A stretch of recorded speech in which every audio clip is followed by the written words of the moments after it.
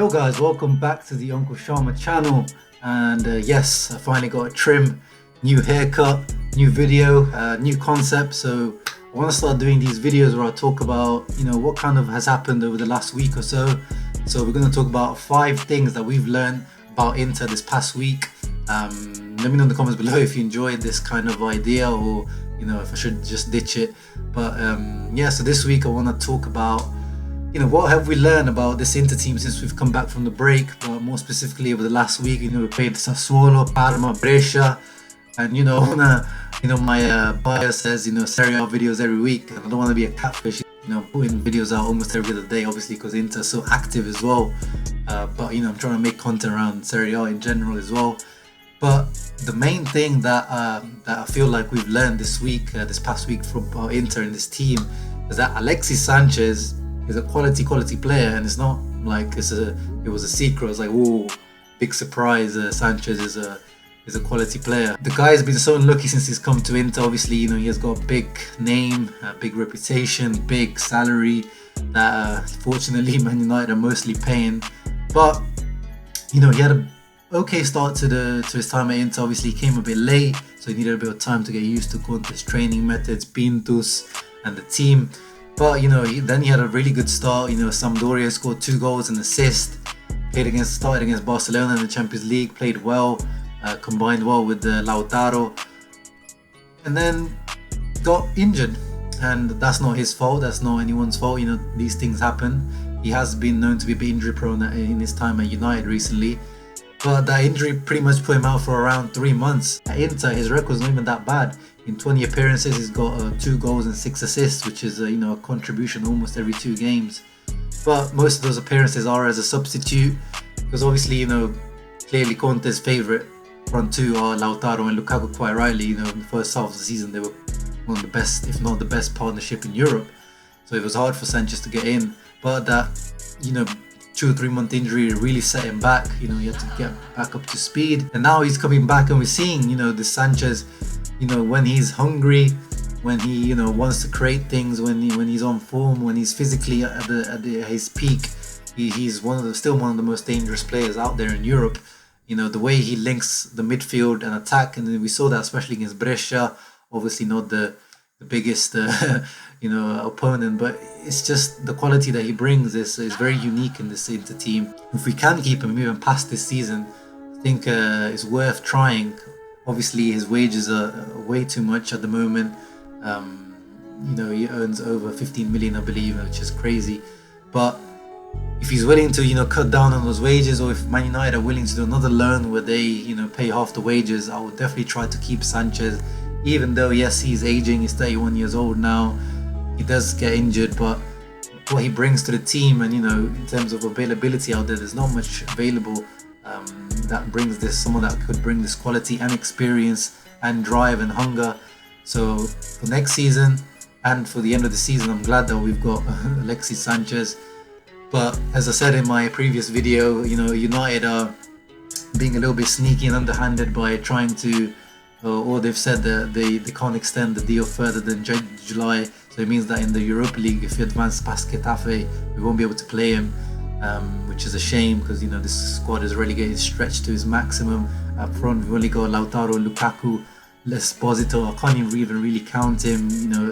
Clearly Conte doesn't even trust him to put him out when we were 4 or 5-0 up against Brescia, or that could be due to the contract dispute as well. But that's my first main learning for this week. Moving on to the second thing we learned this week is that Ranocchia needs to go, man.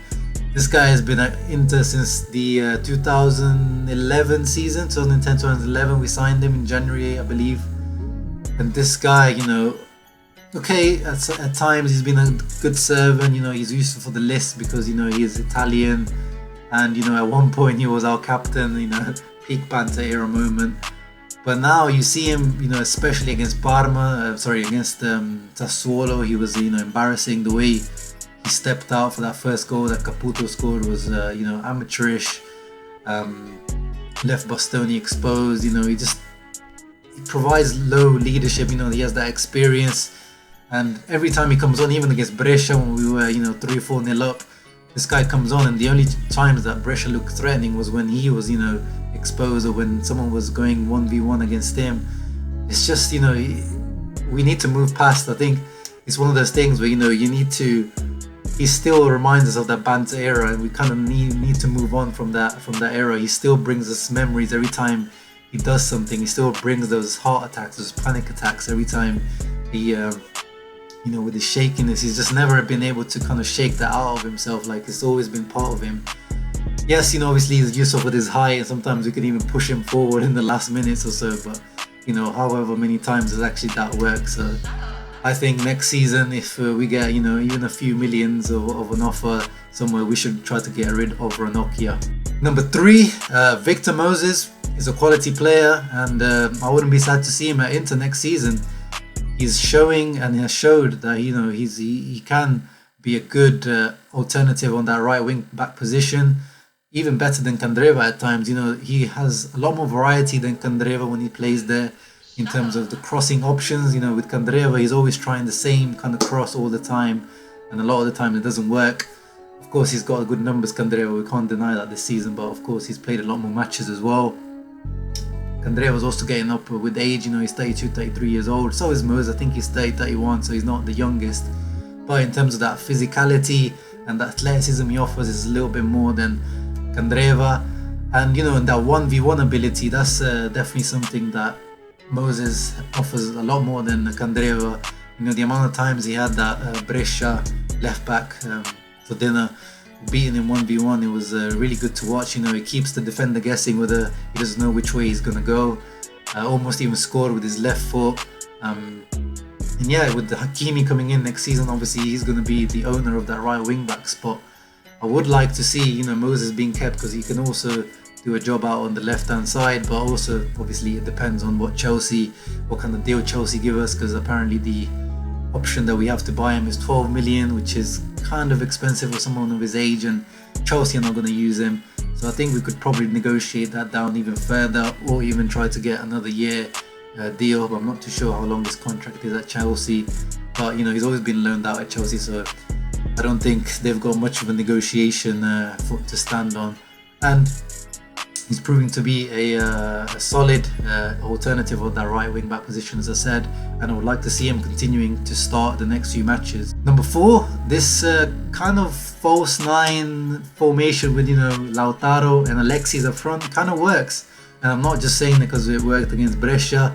If we go back to the start of the season, when I was talking about how Sanchez was doing well at the start of the season, it was with this two midget striker formation, where he's kind of like they both have kind of a free role where they kind of roam. There's no reference point for defenders of the opposing team to pick on, so they both really like to move around. They're both very mobile. Yes, Lautaro at the moment is not in the best of form, but still, in terms of what he offers with that movement and the headaches he causes opposition defenders with his movement and with his ability at times, is very interesting. And they do seem to link up a little bit better than Lukaku and Sanchez, because when Lukaku and Sanchez have played, it doesn't seem they really have that connection, even though they've played at United. Even at United, when I watched a few of those games when they played together, it's not, they get on off the field, they seem to be friends off the field, but on the field they seem to be on different wavelengths. Whereas Lautaro and Sanchez, I feel like there's more of a connection there. And there's also an option of having almost playing the 3-4-2-1 formation with Sanchez and Eriksen in behind Lautaro.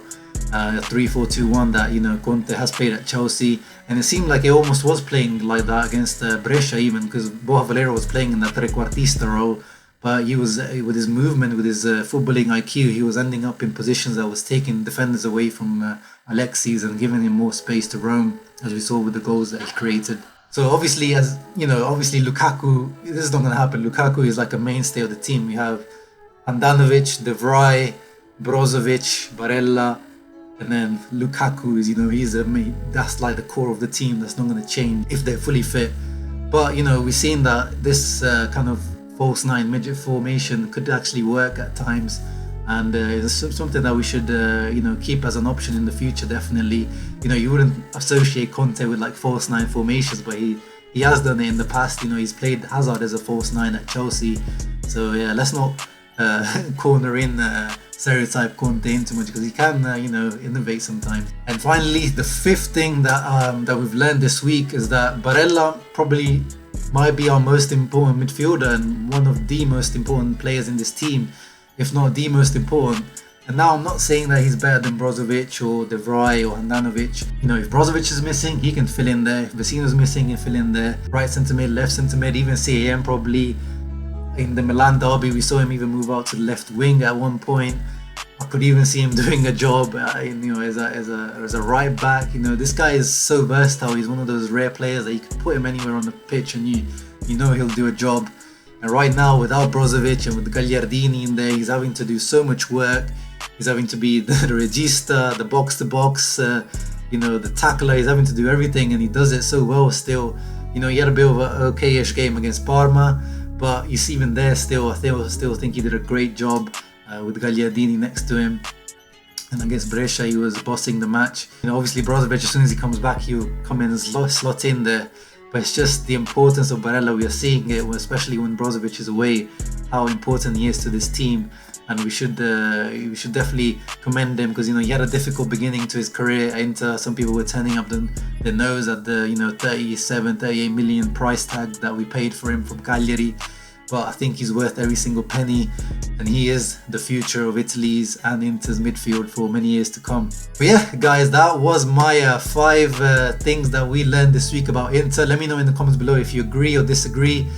Make sure to like and subscribe, please. It helps me out a lot. I've seen you know, my views are getting more and more subscribers, and so I really appreciate that. But the more you press thumbs up, the more you subscribe, the more my videos will be seen by other people, and hopefully more people will enjoy them.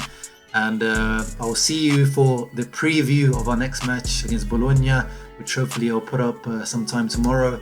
And yeah, leave a like and subscribe, and I'll see you in the next one. Ciao.